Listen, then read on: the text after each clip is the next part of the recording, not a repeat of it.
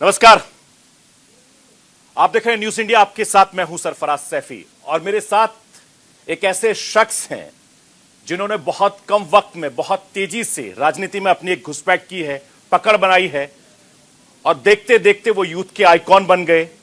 उत्तर प्रदेश की सियासत का एक बड़ा चेहरा बन गए। उत्तर प्रदेश की सियासत में कई पार्टियों के नेताओं की रातों की नींद उन्होंने हराम कर दी है। मैं ये बात क्यों कह रहा हूं, ये खुद उनसे जानेंगे। मेरे ख्याल से 40 से ज्यादा उन पर मुकदमे कायम हो गए। कई बार वो जेल जा चुके हैं। जहां भी दलित समाज की बेटी पर अत्याचार होता है, जुल्म और ज्यादती होती है, वहां वो सबसे पहले जाकर खड़े हो जाते हैं और यही उनकी सबसे बड़ी ताकत है। और इसी ताकत ने उत्तर प्रदेश की सियासत का एक बहुत बड़ा चेहरा बना दिया। मेरे साथ चंद्रशेखर आजाद इस वक्त लाइव हैं, स्टूडियो में है न्यूज इंडिया के। बहुत बहुत स्वागत है आपका चंद्रशेखर आजाद न्यूज इंडिया में। जी बहुत बहुत धन्यवाद आपका। मेरा पहला सवाल चंद्रशेखर जी, आप उत्तर प्रदेश के सहारनपुर के छुटमलपुर गांव से आते हैं। बहुत छोटा सा वो गांव है। वहां की सियासत से, जिस तरीके से आपने उत्तर प्रदेश की सियासत में पैर पसारे, देश की सियासत में आप लगातार पैर पसारने लगे, क्या जरूरत आन पड़ी थी आपको सियासत में आने की? पहली बात तो ये अच्छा है, पहली बार कोई ऐसा पत्रकार मिला है जिसने मेरी आइडेंटिटी और मेरी जो रेजिडेंस है उसको कंफर्म करा है। कई पत्रकारों ने तो, जो बहुत अव्वल दर्जे के पत्रकार हैं, उन्होंने तो मेरा गांव और सब कुछ ही बदल के रख दिया। तो अच्छा लगा कि आपने जानकारी जुटाई।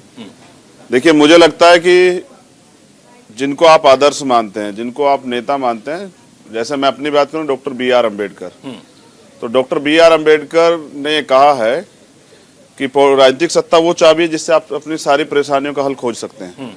एक और बड़ी बात उन्होंने ये भी कही कि अगर राजनीति में आप लोग हिस्सेदारी नहीं करोगे तो उसका सबसे बड़ा नुकसान ये होगा कि अयोग्य लोग आप पे शासन करेंगे। और मैं समझता हूं आज जो हालात देश में हैं, उत्तर प्रदेश में और सभी प्रदेशों में हैं, उसके जिम्मेदार हम सब लोग हैं, क्योंकि हम राजनीति को स्वीकार नहीं कर रहे हैं। हम ये सोच के बैठ गए कोई पैसे वाला आएगा वो राजनीति करेगा, जो पुराने लोग राजनीतिक घराने चले आ रहे हैं उनका परिवार राजनीति करेगा, कोई परिवर्तन करने वाला व्यक्ति नौजवान नहीं खड़ा होगा। और मैं इस मुल्क का आजाद नौजवान हूँ, भारतीय हूँ, और अपने देश को तरक्की के रास्ते पर ले जाने के लिए मैंने राजनीति को अपना प्रोफेशन बनाया कि अब राजनीति के जरिए परिवर्तन करना, और उसके लिए हम लोग सड़क पर रहें या सदन में रहें, कहीं भी रहें, लड़ेंगे, लेकिन करके दिखाएंगे। बिल्कुल। लेकिन चंद्रशेखर जी, जिस तरीके से आपकी राजनीति में एंट्री हुई, जिस संगठन आपने बनाया भीम आर्मी, उसकी जब शुरुआत हुई, जितनी मुझे जानकारी है आपके बारे में, आपके संगठन के बारे में, मुझे लगता है कि दंगों से शुरुआत हुई और उसके बाद आपको जेल जाना पड़ा। तकरीबन 16 महीने आप जेल में रहे। उसके बाद में आप आके लगातार लोगों के बीच में गए और आज देखते देखते सहारनपुर से लेकर आपका पूरा भीम आर्मी न केवल उत्तर प्रदेश में बल्कि देश के दूसरे राज्यों में फैल गया। ऐसा क्या? देखिए, आपने जो कहा ना, दंगों से शुरुआत हुई, तो गरीब शोषित पीड़ित कभी दंगा नहीं करता है। दंगे सरकार में बैठे लोग कराते हैं जिनको दंगों से फायदा होता है, क्योंकि दंगों से बंटवारा होता। मैं बंटवारे की राजनीति करता नहीं। तो मैं समझता हूं कि एक सोची समझी साजिश के थ्रू भारतीय जनता पार्टी के लोगों ने वंचित वर्ग के लोगों पे अन्याय अत्याचार कराया और फिर जिन लोगों ने किया उनको सपोर्ट किया, इसलिए हम लोगों को लड़ना पड़ा। और आपने जैसा कहा कि मीडिया ने भी मदद की, तमाम हमारे कार्यकर्ताओं ने काम किया, तो आज अब भीम आर्मी 26 स्टेट में काम कर रही है, अपनी ताकत का निर्माण किया है। हमने भारत बंद तक बुला के, भारत बंद बुला के अपनी ताकत का एहसास कराया है।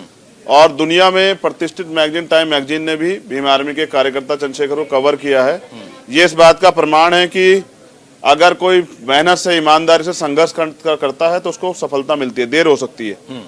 तो मैं तैयार हूं भारत में परिवर्तन की राजनीति को आगे बढ़ाने के लिए। उसकी शुरुआत हम उत्तर प्रदेश, उत्तराखंड से करेंगे और उसकी तैयारी जमीन पर हम कर चुके हैं। जब चुनाव आएगा और परिणाम आएंगे तो आपको कुछ अद्भुत देखने को मिलेगा। मेरा विश्वास है जनता आजाद समाज पार्टी को मदद करेगी। बिल्कुल। चंद्रशेखर, जहां से आप आते हैं वहां से आपकी ही समाज की आपकी आइकॉन भी रही हैं, आप जिनको बुआ कहते हैं। मैं मायावती किसी का जिक्र कर रहा हूं, वो खुद वहां से सहारनपुर से विधायक रही है, वहीं से वो मुख्यमंत्री बनी है, वहीं से आप सियासत कर रहे हैं। और ऐसी खबरें भी आती हैं कि आप अपनी बुआ के कैडर को बहुत कमजोर कर रहे हैं, आपको सियासत में आना था, ये आपकी बुआ भी कहती हैं, जिन्हें आप बुआ कहते हैं, मायावती जी का मैं जिक्र कर रहा हूं। आप उनके साथ बहुजन समाज पार्टी में चले जाते, आपको भीम आर्मी बनाने की क्यों जरूरत पड़ी? आपको आजाद समता पार्टी बनाने की क्यों जरूरत पड़ी? देखिए, भीम आर्मी बनाने की जरूरत इसलिए पड़ी क्योंकि जो सियासतदार लोगों का काम था, राजनीतिक दलों का काम था, उन्होंने अपना काम बंद कर दिया। बहुत सारे मामले हैं, चाहे आप 2012 के बाद सरकार जाने के उत्तर प्रदेश में शेड्यूल कास्ट के एट्रोसिटी के मामले देख लीजिए, या जो एजुकेशन और तमाम तरह की सुविधाएं उनको मिल रही थी, हेल्थ की सुविधा, उन पे जब काम नहीं हुआ तो वो देख लीजिए। बड़ी चीज ये है कि जब लोगों ने अपना काम बंद किया तभी तो जनता ने हमें स्वीकार किया, और हमने मेहनत की है, हम हवा से नहीं बने। हमने जेल काटी है, हमने लाठियां खाई, हमने मुकदमे झेले हैं, और जहां भी अन्याय अत्याचार होता है हम लोग जाते हैं। भीम आर्मी के प्रति जनता में समर्थन है, अब उस समर्थन को वोट में कन्वर्ट करना है। अब बुआ जी की बात कर रहे हैं, मैंने प्रयास किया, बुआ जी से बात भी की, लेटर भी लिखे, सारे काम किए, और जब मैंने प्रयास किया और मैं सफल नहीं हुआ तब मैंने मजबूर होकर अपना दल बनाया। ऐसा ही प्रयास जिनको मैं गुरु मानता हूं, मान्यवर साहब श्री काशीराम ने भी किया था, जब वो आरपीआई में सुधार चाहते थे, जब वो चाहते थे बाबा साहब अम्बेडकर की जो पार्टी उन्होंने बनाई थी। हम बाबा साहब अम्बेडकर को आप समझिए कि सब कुछ मानते हैं, तो उनकी पार्टी को छोड़े काशीराम साहब ने अपनी पार्टी क्यों बनाई? क्योंकि जब वो मजबूर हो गए और उनको विश्वास हो गया कि वो आरपीआई में कुछ अच्छी तब्दीली नहीं कर पाएंगे और आरपीआई वाले लोग उनको नकारते रहेंगे, तब उन्होंने अपनी पार्टी बनाई बीएसपी।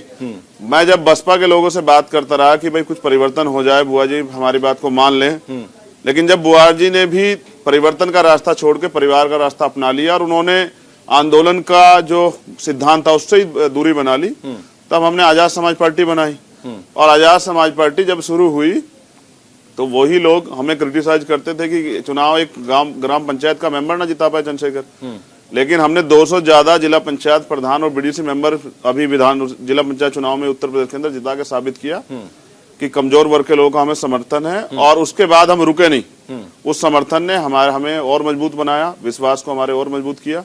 उसके बाद हमने गांव-गांव जाकर काम किया। जब इलेक्शन के बारे में मैं इतना समझ पाया हूं कि जनता के पास अवसर है, अब के बाद ये अवसर 5 साल बाद आएगा, उनको ये तय करना है कि उनको किसको चुनना है, और जिसको वो चुन रहे हैं वो उनकी लड़ाई लड़ेगा या नहीं लड़ेगा। इस पैसे राजतंत्र की लड़ाई में गरीब व्यक्ति जिसके पास वोट है और उसकी वोट की वैल्यू इतनी है जितनी प्राइम मिनिस्टर की वोट की वैल्यू, उसकी क्या जिम्मेदारी?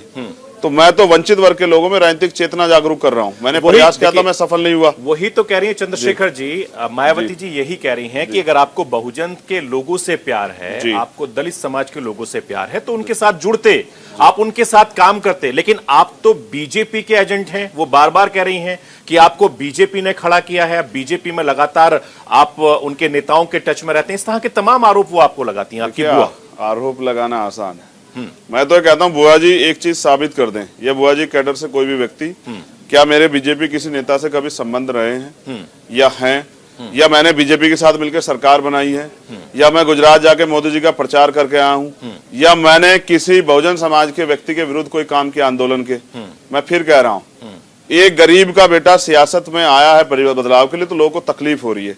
वहीं अगर मैं किसी मुख्यमंत्री का, केंद्रीय मंत्री का, राज्यपाल का या किसी विधायक एमपी का बेटा होता तो शायद मैं राजनीति में आता, मुझे लोग स्वीकार कर लेते। लेकिन जब गरीब अपनी हक की लड़ाई लड़ने के लिए आता है तो लोगों को तकलीफ होती है। आज हम कर क्या रहे हैं? हमने हजारों नए नेताओं का निर्माण किया है जो बीएसपी नहीं कर पाई। उन हजारों नेताओं की वजह से आज लाखों लोगों को न्याय मिल रहा है। पूरे देश में जब कहीं अन्य अत्याचार होता है तो पुलिस से पहले लोग भीम आर्मी को याद करते हैं। ये विश्वास कहां से मजबूत हुआ? ये भीम आर्मी के संघर्ष से मजबूत हुआ। कल मैं नेता उत्तर प्रदेश चुनाव की तैयारी कर रहे हैं भाई, कल मैं था पूरे दिन दिल्ली, एसएससी जीडी के बच्चे आंदोलन बैठे, 11 महीने हो गए। गृह मंत्री जी उनको नहीं सुनना चाहते हैं, प्रधानमंत्री उनको नहीं सुनना चाहते, वो कहां जाएंगे? कल मैं मिला बच्चियों से, उनके बच्चे भी उनके साथ, कल मैं पूरे दिन उनके आंदोलन में था। मैं चाहता था उनकी मांग सुनी जाए, अभी तक चर्चा नहीं हुई। तो ये इस देश में युवाओं के हालात है। अब युवाओं की लड़ाई कौन लड़ेगा? ये हमने ठाना है कि युवाओं को उसका हक दिलाना है और युवाओं को बताना है कि इस देश का 60% युवा कमजोर नहीं है। यानी जो मायावती जी नहीं कर पाई जी समाज के लिए, हालांकि उन्होंने बहुत काम किया, कई बार मुख्यमंत्री रही, लेकिन जो यूथ को आप जोड़ने में कामयाब रहे हैं, उसके पीछे आंदोलन है, उसके पीछे लगातार आपके प्रोटेस्ट हैं। मैं देखता हूं जहां जहां भी जब हमें खबरें आती हैं कि कहीं पर किसी भी दलित समाज की बच्ची के साथ कुछ होता है, वहां पहुंच जाते हैं। मुझे हाथरस भी याद है, मुझे सुल्तानपुर से लेकर जो दूसरे राज्य हैं, जो आप जहां जाते हैं, जब ऐसे मामले होते हैं आप वहीं क्यों जाते हैं? जब देश की दूसरी बेटियों के साथ जुल्म ज्यादती होती है, ये आपके ऊपर आरोप है, आप वहां क्यों नहीं जाते? देखिए भाई, मैं दो चीजों में सुधार करना चाहूंगा। पहली बात, आपने कहा कि बहन जी ने काम किया, तो बहन जी को मौका मिला। अभी अगर आज आप मुझसे बहन जी की तुलना करेंगे तो ये गलत है। मैं समझता हूं कि जब उनको 4-4 बार सीएम बनी तभी तो कुछ कर पाई। आज जो मीडिया के लोग बताते हैं कि बहन जी ने काम किया, मुझे एक बार अवसर मिलने दीजिए। अगर मैंने एक बार के अवसर में तमाम नेताओं को अपने काम से पीछे ना छोड़ा, तब जनता मुझसे कहे। तो मुझे अभी जनता ने अवसर नहीं दिया, मैं तो पहली बार लड़ने आया हूँ। जनता मुझे अवसर देगी तो मैं उनसे बेहतर करके दिखाऊंगा। मैं नए जमाने का व्यक्ति हूँ। मैं जाति धर्म में विश्वास नहीं रखता, मुद्दों पे विश्वास रखता हूँ। रोजगार, महंगाई, जो समस्या है, मूलभूत समस्या जनता की। अब आप कह रहे हैं कि मैं सिर्फ दलितों के मुद्दे में, इसमें थोड़ा सुधार कर देता हूँ। अल्ताफ दलित नहीं था। जब यहाँ आज के दिन मैं जेल चला गया था, जब इस देश में मुसलमानों के साथ CNPR NRC जैसा कानून बना और कोई नहीं खड़ा होता नेता कि कहीं उनका हिंदू वोट ना भाग जाए, तब भी मैं हक की लड़ाई के लिए और संविधान का सम्मान करते हुए जमा मस्जिद से गिरफ्तार हुआ, 27 दिन जेल में रहा। वो भी दलित नहीं थे। अभी मैं नेमावर गया मध्य प्रदेश में, जब आदिवासी बच्चों को मार दिया गया, एक पूरे परिवार को, वो भी दलित नहीं थे, वो भी आदिवासी थे। मैं जगह जगह पे पिछड़े वर्ग के लोग तैयार कर रहा हूँ, उनकी लड़ाई लड़ रहा हूँ। अभी हमने नीट पे जो है पिछड़े वर्ग आयोग का दिल्ली में घेराव किया, वो भी दलित नहीं थे। तो मैं बहुजन समाज के लोगों को और जिस वंचित वर्ग को, मैं SC/GD की भर्ती के आंदोलन में था, वहां सिर्फ दलित और पिछड़े नहीं है, वहां तो अपर कास्ट के बच्चे भी हैं। आप अगर मीडिया कर्मी भेजेंगे, आपके यहाँ से कल गए भी थे, आप चेक कराइए, सारी जातियों के बच्चे हैं। और मैं सिर्फ उनको लड़ना सिखा रहा हूँ कि हक के लिए कैसे लड़ा जाता है। मैं उनको ये बता रहा हूँ कि आपके अधिकार क्या है और उनको लेना कैसे है। तो सत्ता बड़ी ताकत है, इससे सारे परिवर्तन, जिन चीजों के लिए आज हमारे लोग ऐसे हाथ करके मांग रहे हैं ना, अगर वो मुझे सत्ता दे दे तो उनका हाथ अपर हैंड हो जाएगा, उनको मांगना नहीं पड़ेगा, ये सब चीजें उनको मिलेंगी। और मैं जानता हूं संविधान क्या क्या दे सकता है। और उसी लिए आपने पिछले काफी टाइम से लगातार तैयारी भी कर ली थी, आपने साइकिल रैली भी की, समाज को जोड़ने का काम भी किया। क्या साइकिल रैली के जरिए आप बुआ का साथ छोड़कर भाई अखिलेश यादव की तरफ जा रहे हैं? देखिए, साइकिल का आंदोलन माननीय काशीराम साहब शुरू किए, क्योंकि उस समय हम पे सस्ते साधन होते थे और साइकिल सबसे सुलभ साधन था।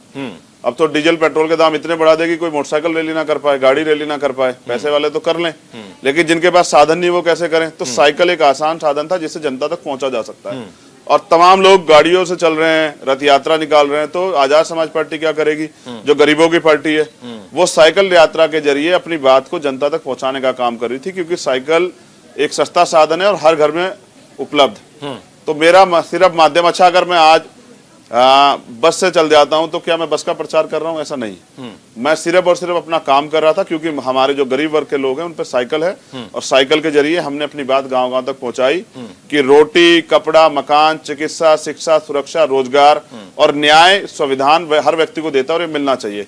कोई गरीब व्यक्ति बिना पैसे की कमी कारण उसकी पढ़ाई से वंचित न रह जाए, इलाज से वंचित न रह जाए, इसकी व्यवस्था कौन करेगा? सरकार करनी चाहिए। और हम तैयार, हमने गारंटी दी है कि सिर्फ एकेडमिक कोर्स नहीं, प्रोफेशनल कोर्स भी हर व्यक्ति को फ्री कराएंगे, और सारे टेस्ट और हेल्थ के जितने भी चीजें हैं, सारा इलाज हम लोग फ्री कराएंगे, क्योंकि इस देश में अभी भी आर्थिक गैर बराबरी है।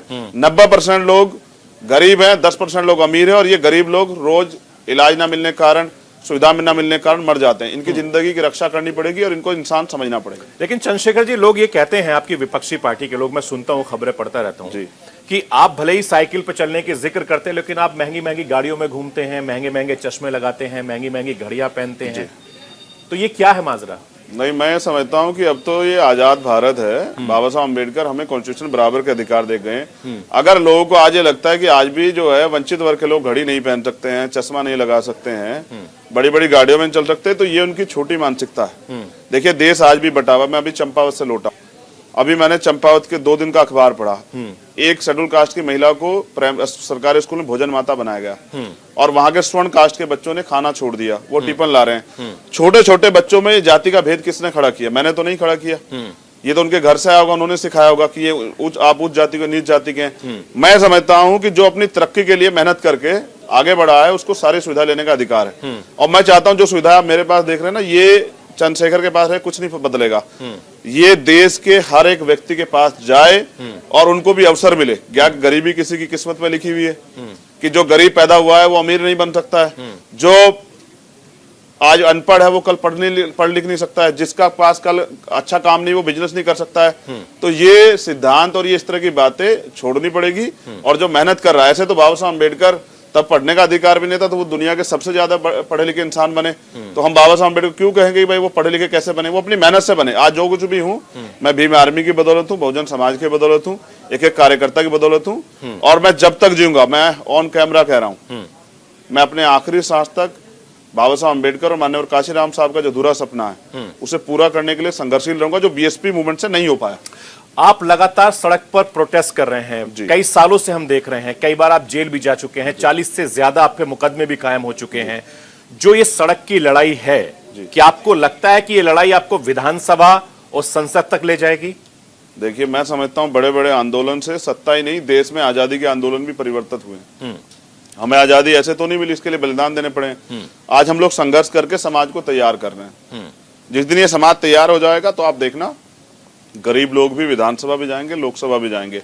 और जब गरीब लोग, वंचित वर्ग के लोग, सताए गए लोग, जिनको समस्या है, जिन समस्याओं से जो पीड़ित है, वो लोग जाएंगे तो उन पे काम करेंगे, तब जाके मुझे लगता है परिवर्तन होगा।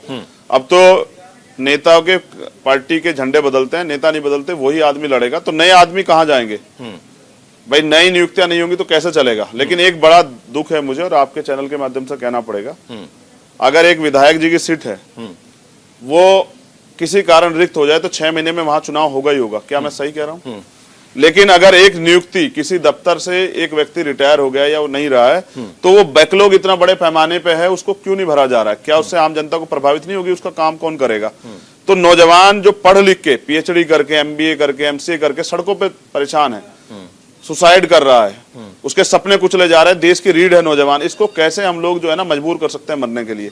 तो रोजगार इस देश में मुद्दा क्यों नहीं बना? नेता इस पे क्यों नहीं बात करना चाहते हैं? महंगाई पे क्यों नहीं बात करना चाहते हैं? आप और मैं अफोर्ड कर लेंगे, क्या एक गरीब व्यक्ति 500 रुपए का जो है पर्चा अफोर्ड कर लेगा?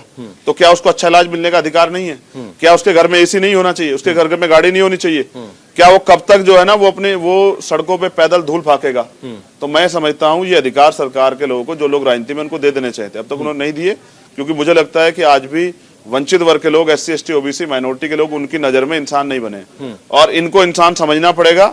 और हम बाबा साहब अम्बेडकर के जो अधिकार हैं, जो उनके सिद्धांत हैं, उनके बगैर देश की सत्ता नहीं चलने देंगे, ये हमने तय कर लिया। अब बाबा साहब अम्बेडकर का युग है, 21वीं सदी उनकी है, और उनके सिद्धांतों पे चल के, उनके आदर्शों पे चल के एक मजबूत अखंड भारत का निर्माण करेंगे, जिसमें जाति धर्म ना हो, भाईचारा हो, और हम लोग मिलजुल के देश को तरक्की के रास्ते पे ले जाएं। उत्तर प्रदेश में चुनाव है, चूंकि उत्तर प्रदेश की सियासत से आप आते हैं, सियासत का हम जिक्र कर लेते हैं। चंद्रशेखर जी, मैं एक चीज समझना चाहूंगा कि अब उत्तर प्रदेश में चुनाव है, आपकी पार्टी चुनाव लड़ेगी, क्या किसी पॉलिटिकल पार्टी से, चाहे बीजेपी हो, कांग्रेस हो, समाजवादी पार्टी से हो, ये तमाम जो पार्टियां हैं, ये छोटे छोटे जो दल हैं, उनके साथ ये गठबंधन कर रही हैं? क्या आप किसी पार्टी के साथ गठबंधन की बात हुई है, या कहीं किस तरफ जा रहे हैं आप? देखिए, बीजेपी को तो इस लाइन से हटा दीजिए। ठीक है। जिन लोगों को देश के किसानों की, मजदूरों की, जवानों की शहादतों पे राजनीति करनी है, उस पार्टी को, जिस पार्टी को इस देश को बेचना है, उसकी बात तो मैं नहीं। यानी आप कह रहे हैं कि आप बीजेपी से गठबंधन नहीं करेंगे? जीवन में नहीं कभी। ठीक है। दूसरी तरफ कांग्रेस की नेता, मुझे याद है कि जब आप बीमार हुए थे मेरठ में, तो प्रियंका गांधी जी आपसे मिलने के लिए गई थी, उन्होंने आपको भाई बोला जी। तो क्या प्रियंका जी के साथ आप गठबंधन करेंगे, या फिर अखिलेश यादव छोटे छोटी पार्टी के दलों को वो अपने साथ ला रहे हैं, क्या उनके साथ जाएंगे, या आपसे कोई बातचीत हो रही है अभी? देखिए, मैं समझता हूँ कि खून के रिश्ते से भी इम्पोर्टेंट है दिल के रिश्ते। जब आप किसी को दोस्त मानते हैं, भाई मानते हैं, तो उनके साथ आपके अच्छे रिश्ते हो जाते हैं। बिल्कुल। लेकिन राजनीतिक काम अपना अलग, तो हम विचारधारा की लड़ाई लड़ रहे हैं, और इसमें कॉमन मिनिमम प्रोग्राम, जैसे हमारा मुद्दा है प्रमोशन में रिजर्वेशन, जैसे हमारा मुद्दा है बैकलॉग, जैसे हमारा मुद्दा है सामाजिक न्याय, जैसे हमारा मुद्दा है महंगाई, एजुकेशन, हेल्थ, ये हमारे मुद्दे हैं। इन पे काम, जैसे वंचित वर्ग, दलित वर्ग के लोगों को जमीन मिलनी चाहिए, उनको रोजगार मिलना चाहिए, हमारे मुद्दे हैं। तो मैं अपने मुद्दों पे जाऊंगा, जिस भी दल के साथ जाऊंगा। अभी वार्ता चल रही है, उम्मीद है इस महीने में सब कुछ फाइनल हो जाएगा। जो फाइनल होगा मीडिया के जरिए सबको बताया जाएगा। अब लड़ाई हिस्सेदारी की। मैं समझता हूं कि जब हम लोग सरकार के खिलाफ, जो बीजेपी सरकार को हटाने के लिए जाएंगे, तो हमें अपने लोगों के लिए नीति बनाने की ताकत भी अपने हाथ में चाहिए कि जो अधिकारी कर्मचारी बीजेपी की मानसिकता का बैठा हो और वो हमारे लोगों को न्याय ना दे तो उसको किस तरह ठीक करना है, उसे न्याय किस तरह दिलवाना आम आदमी को। जो नीतियां पार्टी बनाएगी, जो सरकार बनाएगी, अगर हम सरकार में शामिल हुए, वो नीतियां अगर अधिकारी बैठ के वहां डीएम रैंक का अधिकारी बैठ के आम जनता तक, जो लाभार्थी है उस तक जाने से रोकेगा, तो उस अधिकारी को कैसे हम लोग जो है ना डील करेंगे। तो ये पॉलिटिकल पावर, ये पावर हमारे हाथ में है, इसलिए हम लोग चर्चा कर रहे हैं। उम्मीद है इस महीने के अंत तक कुछ सकारात्मक हो जाएगा, वरना हमारा आंदोलन मजबूत है। और मैंने कहा ना, संगठन चुनाव लड़ाएगा। हमारा संगठन है, आप पार्टियों का सर्वे करा लीजिए, किसी बहुत सारी पार्टियां जिनकी जो रैलियां भी कर रही हैं और आज चुनाव भी लड़ने जा रहे हैं, उनका संगठन भी नहीं है। हम संगठन के दम पे चुनाव लड़ रहे हैं। कहीं भी कोई मामला होता है, भीम आर्मी का संगठन है और भीम आर्मी की मेहनत के आगे कोई टिकेगा नहीं। तो आप उत्तर प्रदेश के सभी जिलों में, सभी विधानसभा में अपने कैंडिडेट उतारेंगे? अभी मैंने कहा ना, जो अगर कोई गठबंधन जैसी प्रक्रिया आगे नहीं बढ़ती तो हम अपने दल को मजबूत करने के लिए और नए नेताओं को खड़ा करने के लिए, जैसे हमने तय किया कि वंचित वर्ग के लोगों को जनरल सीटों पर भी इस बार मौका देना है। जनरल सीट पे सामान्य जाति के लोगों को नहीं, वंचित वर्ग के जो लोग हैं, जो मेहनती लोग हैं, ईमानदार लोग, संघर्षशील, उनको मौका देना है। इस एजेंडे को भी, इस कार्य को भी हम लोग आगे बढ़ाएंगे। तो अगर गठबंधन नहीं होता तो फिर सभी सीटों पे मजबूती से अपनी दावेदारी करेंगे और उम्मीद है कि अब जो सरकार बनेगी वो आजाद समाज पार्टी के सहयोग से बनेगी। अच्छा, मैं ये मान के चलूं कि आप जो भी पार्टी की सरकार बन रही है, यानी आप ये कह रहे हैं कि बीजेपी की सरकार नहीं बन रही है, लेकिन दूसरी पार्टियों की सरकार बनेगी तो उसमें आप हिस्सेदारी करेंगे? जी बिल्कुल, अपने मुद्दों के साथ हिस्सेदारी करेंगे और बीजेपी को रोकने के लिए कोई कुर्बानी देनी पड़ी उसके लिए भी तैयार हैं। अब तो चंद्रशेखर जी, तमाम जो छोटी छोटी पार्टियां, उनको भी मन बनने लगा, यार हम भी डिप्टी चीफ मिनिस्टर बन जाएंगे। ऐसा कुछ है मन में अभी कि भाई सत्ता में हमने इतनी लड़ाई लड़ी है, सड़क पर अब सत्ता में भी भागीदारी होगी, और आंदोलन से निकली हुई पार्टी आम आदमी पार्टी आज देश की राजधानी दिल्ली पर राज कर रही है, तो ऐसा लग रहा है कि आपने जो प्रोटेस्ट किया, इतनी मेहनत की, इतने मुकदमे झेले, इतना हुआ कि आप भी डिप्टी चीफ मिनिस्टर बनेंगे उत्तर प्रदेश में? देखिए, मैं समझता हूं कि सब लोग डिप्टी चीफ मिनिस्टर और चीफ मिनिस्टर ही बनना चाहते हैं। कोई इन कमजोर वंचित वर्ग के और देश के हित के लिए लड़ना नहीं चाहता है। तो अगर मुझे विधायक, एमपी बनना होता या डिप्टी चीफ मिनिस्टर बनना होता तो मैं उन दलों की तरफ रुख करता जो सरकार में थे। मैंने ये संघर्ष का रास्ता क्यों चुना, जो कठिन है? अपना संगठन बनाना, अपने लोगों की विचारधारा पर आधारित पार्टी बनाना, उसको चलाना, उसके लिए लड़ाई लड़ना, अपने लोगों की सुरक्षा करना, सरकार के लोग झूठे मुकदमे करते हैं उनसे अपने लोगों को बचाना, आंदोलन करना, ये रास्ता कठिन है। लेकिन मैंने इसलिए चुना कि हम परिवर्तन करना चाहते हैं। अगर मेरे डिप्टी चीफ मिनिस्टर बनने से परिवर्तन होता तो क्या बुराई है, लेकिन अगर मैं समझता हूं एक अच्छी सरकार बने जिसमें साझा प्रोग्राम बने सबके लिए, तो उसमें भी कोई बुराई नहीं है। मेरी लड़ाई डिप्टी चीफ मिनिस्टर बनने की नहीं, हमारी लड़ाई इस देश में मानवतावादी, समता, समानता, बंधुत्व, भाईचारे पर आधारित सरकार बनाने की, और जो सरकार उत्तर प्रदेश को तरक्की के रास्ते पे लेके जाए, ना कि उत्तर प्रदेश के लोगों को लूट के पूंजीपतियों के हवाले कर दे, ऐसी सरकार हम नहीं चाहते।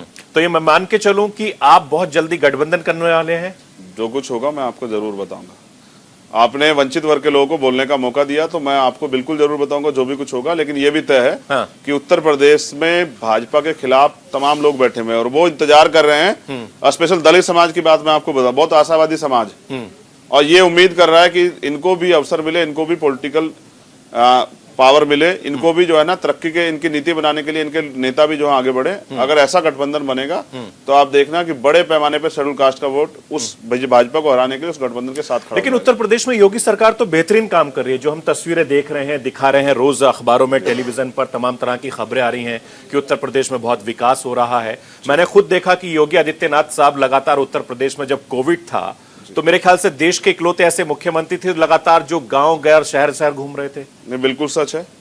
और तो कोई विपक्ष का व्यक्ति घूम नहीं सकता था, सब पे पाबंदी थी। कोई निकल जाता तो मुकदमा लगा देते थे।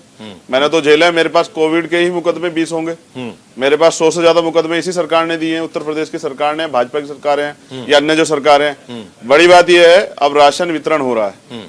राशन वितरण के पैकेट पे मोदी जी के और योगी जी के बड़े बड़े फोटो हैं, और अंदर जो राशन है वो इनकी सच्चाई है कि ये कहते कुछ है और करते कुछ है, कथनी और करनी फर्क है। लेकिन उसमें बुराई क्या है चंद्रशेखर जी? अगर बुराई नहीं है, अगर फोटो लगे हुए हैं तो उसमें बुराई क्या है? मगर मैं दो चीजें स्पष्ट कर दूं आपको, बिल्कुल बुराई नहीं है, लेकिन उसमें अन्न जो है, जो गेहूं या चना, वो तो अच्छा हो। लेकिन ये पैसा किसका जिस पे फोटो लग रहे हैं? ये पैसा क्या बीजेपी के लोगों का है? ये तो पैसा जनता का है, जनता ने तो टैक्स दिया, उसी पैसे का तो चना वना दे रहे हैं। लेकिन बड़ी बात यह है कि जहां बीजेपी की अन्य प्रदेशों में सरकार है, वहां क्यों नहीं दे रहे हैं? अब जो मानदेय बढ़ाया है वो और प्रदेशों में सरकार है जहां, वहां क्यों नहीं बढ़ाया? यहाँ इलेक्शन है, यही प्रधानमंत्री प्रवक्ता क्यों बने हुए हैं? प्रधानमंत्री जी और स्टेट के दौरा क्यों नहीं कर रहे हैं? अभी अटेंडेंस देखिए आपने लोकसभा में कितनी है उनकी। सदन चल रहा है प्रधानमंत्री उत्तर प्रदेश में, क्योंकि उनको पता है उत्तर प्रदेश जनता मन बना चुकी है। बड़ी बात यह ना, और प्रदेशों में भी करें तब तो बराबरी हो। अगर आप ऐसा चुनाव के समय आगे 4.5 साल में क्यों नहीं किया आपने? क्या 4.5 साल के में आपको आशा, आंगनबाड़ी या जो और महिलाएं हैं या जो और जनता है जो भूख से मर रही थी वो नहीं दिखाई दी? कोरोना में जरूरत थी ना 5-5 किलो राशन देने की, तब क्यों नहीं दिया? तब तो आपका राशन कम था, अब क्यों बढ़ा? अब लोगों की भूख ज्यादा बढ़ गई या आपकी सत्ता की भूख बढ़ गई है? तो सत्ता की भूखे लोग तमाम तरह के, ये एक तरह की वोट की खरीदारी है। जनता समझ रही है, इनके नेता आगरा में हमने देखे, वो कह रहे थे कि वोट बीजेपी को देना क्योंकि ये राशन दे रही है, तो राशन से वोट खरीद रहे हैं। ये लोकतंत्र थोड़ा, ये फिर ये तो राजतंत्र हो गया कि राज करने के लिए पैसा लुटाओ, तमाम तरह की चीजें करो। मैं इसके खिलाफ हूँ और जनता को हम लोग मुद्दों पे लेके आएंगे।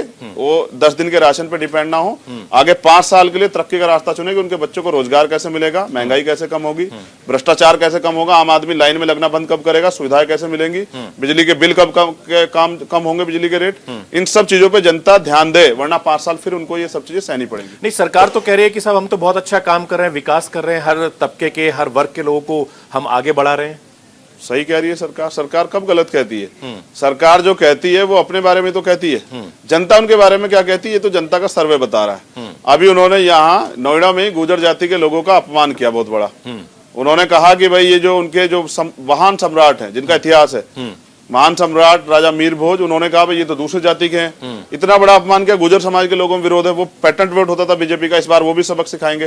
तो वो जो महापुरुषों का अपमान कर रहे हैं और अपनी राजनीतिक रोटियों को मजबूत करने के लिए जिस तरह की सियासत कर रहे हैं बंटवारे की, ये अच्छी नहीं। अगर 4.5 साल काम किया होता, आप बताइए भाई, तो फिर आज ऐसा मौसम आ जाता कि मथुरा की बात करनी पड़ती, राम मंदिर की बात करनी पड़ती, काशीनाथ विश्व कॉरिडोर की बात करनी पड़ती। ये क्यों करना पड़ रहा? क्यों काम नहीं किया? हमने वादा किया है कि अगर गुर्जर समाज के लोग या वंचित वर्ग के लोग हमें अवसर देंगे तो इसी नोएडा में 100 फीट की गुर्जर सम्राट मीर भोज जी की मूर्ति लगाएंगे, ऐसी मूर्ति जिसको देखने के लिए पूरी दुनिया से लोग आएंगे। मायावती जी ने तो बहुत सारी मूर्तियां लगा रखी हैं, लखनऊ में लगा रखी हैं, यहाँ भी लगा रखी हैं, आप भी लगाएंगे? लगानी चाहिए, इतिहास जिंदा रखना है। सरदार पटेल जी की मूर्ति लगाई गुजरात में मोदी जी ने, लेकिन वो मूर्ति चाइना पे बनवाई, उनको दिए 3000 करोड़ रुपए, अपने लोगों से बनवा लेते, हमें कोई दिक्कत नहीं थी। लेकिन सरदार पटेल जी ने आरएसएस को बैन क्यों किया आपको पता है? क्योंकि वो जानते थे कि आरएसएस सत्ता में आएगा, ये ताकतवर होगा तो देश को बेच के चाइना को या किसी और कंट्री को निकल जाएंगे। यानी कुल मिला के यह है कि आप चंद्रशेखर आजाद राजनीति के बहुत माहिर खिलाड़ी हो गए हैं, संगठन से निकल के, सड़क से निकल के, यानी विधानसभा और लोकसभा की तैयारी आपने और आपकी पार्टी ने कर ली है। विधानसभा का ट्रायल, ये लोकसभा का ट्रायल चल रहा है 2022। हाँ। इधर विधानसभा खत्म होगी तो लोकसभा की तैयारी हो जाएगी। हाँ। उम्मीद कीजिए। यूपी से भी भाजपा जा रही है और केंद्र से भगाने में कोई कसर नहीं छोड़ेंगे। मैं घूम घूम के 2 साल अभी आराम नहीं करूंगा। यूपी चुनाव के बाद नेता आराम करेंगे, मैं 5 साल फिर और 2 साल स्पेशल पूरे देश में जा जाके भारतीय जनता पार्टी के खिलाफ जो बहुजन वर्ग के लोगों को इकट्ठा करने का काम करूंगा। क्योंकि जिस तरह से सरकार निजीकरण कर रही है ना सरकार डिपार्टमेंट बचेंगे ना सरकार नौकरी बचेगी। आज बैंक कर्मी हड़ताल पे, इससे पहले LIC वाले हड़ताल पे थे, उससे पहले किसान हड़ताल पे थे, उससे पहले मजदूर हड़ताल पे थे, उससे पहले और तमाम लोग हड़ताल पे थे। आने वाले कल में टीचर हड़ताल पे आएंगे। जो भी सरकारी जॉब है उसका निजीकरण किया जा रहा है। एयरपोर्ट बेच रहे हैं, बचा क्या देश में? अभी 20 एयरपोर्ट पे ट्रेन बेच दी, बचा क्या है? अब रेलवे को कर देंगे निजीकरण की तरफ। वो तो अच्छा करने की कोशिश कर रहे हैं ना। देश बेच के देश चलाना ये अच्छा है क्या? फिर वो पैसा कहां गया जिससे देश चल रहा? जीडीपी कह रहे थे 5 ट्रिलियन करेंगे, कहां गई? लेकिन लोग ये भी कहते हैं चंद्रशेखर जी कि आप जितना बोलते हैं सड़क पर प्रोटेस्ट के जरिए, वैसे बहन जी क्यों नहीं बोलती? वो भी तो बड़ी नेता हैं, वो तो कई बार की मुख्यमंत्री रही हैं। देखिए, अगर बहन जी अब ये काम करती तो चंद्रशेखर की जरूरत क्यों पड़ती? हाँ। उन्होंने अपने समय में बहुत काम किया, हमारे आदरणीय, मैं उनका सम्मान करता हूँ, जब तक जीवन रहे करता रहूंगा। और मैं सोचता हूँ कि उन्हीं का जो कारवाज है, जो काशीराम साहब का अधूरा सपना है, जो पूरा नहीं हुआ उस आंदोलन से, उसको हम अब आजाद समाज पार्टी के आंदोलन में पूरा करेंगे। और मैं तो चाहता हूं जब भतीजा तैयार हो गया तो बुआ जी को आराम करना चाहिए। भतीजा तैयार है, लेकिन बुआ तो भतीजे से बात ही नहीं कर रही है। बुआ जो है भतीजे की चिट्ठी का जवाब ही नहीं दे रही है। क्या फर्क पड़ता है? तो कैसे ये बुआ भतीजे? मैं अपने काम, अच्छा आपने मेरे काम में कमी देखी है क्या? मैं अपना काम कर रहा हूं और कभी ना बहुत जल्द उनको ये समझ आ जाएगा कि काबिलियत जो है ना वो महलों की मोहताज नहीं होती। और ये सब चीजें परिवारवाद और ये सब चीजें इनसे आंदोलन नहीं खड़े होते हैं। इससे राजनीतिक दल चल सकते हैं, आंदोलन चलाने के लिए आंदोलनकारियों की जरूरत होती है। और आंदोलनकारी आपके सामने, और मेरा प्रयास है कि अकेला चंद्रशेखर इस कारवा को ज्यादा आगे तक नहीं बढ़ा पाया, तो बहुत सारे लोगों को तैयार करना पूरे देश के अंदर कि ये कारवा आगे बढ़े और भारत आगे बढ़े। हम प्रथम और अंत्य भारतीय, और भारत को तरक्की के रास्ते में ले जाना हमारी जिम्मेदारी। हम इसको बटने नहीं देंगे, इसको टूटने नहीं देंगे, इसको बिकने नहीं देंगे, इसको कमजोर नहीं पड़ने देंगे, और हम भारत को ताकतवर बना के रहेंगे। अपने खून का आखिरी कतरा कतरा चुकाएंगे, जैसा आपने एक बयान दिया शहीदों था, ने दिया। आपने एक बयान दिया था जी कि आप योगी आदित्यनाथ के खिलाफ चुनाव लड़ेंगे। जी, क्या अपने बयान पर कायम है? जी बिल्कुल कायम हूँ। मैंने बयान दिया था, हम लोकतांत्रिक पार्टी को चलाते हैं। उस पार्टी ने अभी हमें अवसर दिया है, मुझे अध्यक्ष बनाया है, तो मैंने पार्टी की कोर कमेटी से अपील की थी कि अगर पार्टी मुझे चुनाव लड़ने का मौका दे तो मेरी ये अपील है कि वो मुझे जहां मुख्यमंत्री योगी आदित्यनाथ लड़ेंगे वहां मौका दे। मैं गजब की बात मैं देख रहा हूँ, 1 महीने पहले मुख्यमंत्री जी ने बयान दिया कि वो चुनाव लड़ेंगे। मैंने 20 दिन पहले बयान दिया, आज तक मुख्यमंत्री सीट डिक्लेयर नहीं कर पाए। ऐसा क्यों? मुख्यमंत्री सीट डिक्लेयर करे तो हम अपनी तैयारी करवा दें वहां। अच्छा, देखिए मैं समझता हूं ना, जिस मुख्यमंत्री जनता परेशान है उसको सत्ता से बेदखल करना पड़ेगा ना। ये ठोक दो की नीति अजय कुमार टैनी जी पे क्यों नहीं चल रही? उनके घर पे बुलडोजर क्यों नहीं चला? किसानों की हत्या में शामिल है, एसआईटी की रिपोर्ट है, एसआईटी इन्हीं की है, यूपी सरकार की। क्यों नहीं चला बुलडोजर? ये दलितों और मुसलमानों पे क्यों चलता है? ये वंचित वर्ग के लोगों पे क्यों चलता है? आज चुनाव आ गया तो आप विपक्ष के लोगों पे छापे पड़वा रहे हो और आप कहते हो कि आप जो है अच्छा काम कर रहे हो। अगर अच्छा काम किया होता तो आज उनको जो है ना रैली के लिए सरकारी बसें ना लगानी पड़ती और सारे सरकारी कर्मचारियों को रैलियों में ना बुलाना पड़ता। सच ये है कि उत्तर प्रदेश में जनता में बहुत गुस्सा है भाजपा के खिलाफ। अगर सब लोग राजनीतिक दल मिलकर उसको तैयार कर पाए और इकट्ठा कर पाए तो भाजपा की जमानतें जब्त हो जाएंगी और हो सकता है कि भाजपा के इतने बुरे हाल हो जाएं कि 24 में उत्तर प्रदेश में कोई चुनाव लड़ना भी भाजपा से ना चाहे। ये बड़ा बयान दे रहे हैं आप, लेकिन मुझे लगता है कि जिस तरीके से भीम आर्मी और आजाद समता पार्टी का यूथ कैडर बहुत मजबूत है, ये शायद उसी की ताकत है चंद्रशेखर जी। जी, उसी की ताकत है, उन गरीब बहनों की ताकत है जो इस आंदोलन में भागीदारी कर रहे हैं। उन माओं की ताकत है जिनके आंसू नहीं सूखे, जिनके बच्चों को निर्दोष होते हुए जेल में भेजा गया या उनका कत्ल कर दिया गया। आज मैं यूपी की सियासत से अलग आपको बता दूं, हरियाणा में 8 दिन से एक दलित बच्चे की हत्या की गई है, विनोद वाल्मीकि। उसका शव रखा हुआ है 8 दिन, उसके परिवार नहीं उठा रहा है, कोई चर्चा नहीं हो रही। क्या दलित इंसान नहीं है? क्या उसकी मौत पे 8 दिन से उसका शव रखा, मुख्यमंत्री का दिल नहीं पसीज रहा है? क्या कब तक हमें नकारा जाएगा? और अब हम नकारे नहीं जाएंगे, हम पे वोट है और वोट की ताकत से हम विपक्ष के साथ मिलकर इस सरकार को बेदखल करेंगे और एक अच्छी सरकार बनाएंगे। चलिए, बहुत बहुत शुक्रिया चंद्रशेखर जी न्यूज इंडिया से बातचीत करने के लिए और अपना टाइम देने के लिए।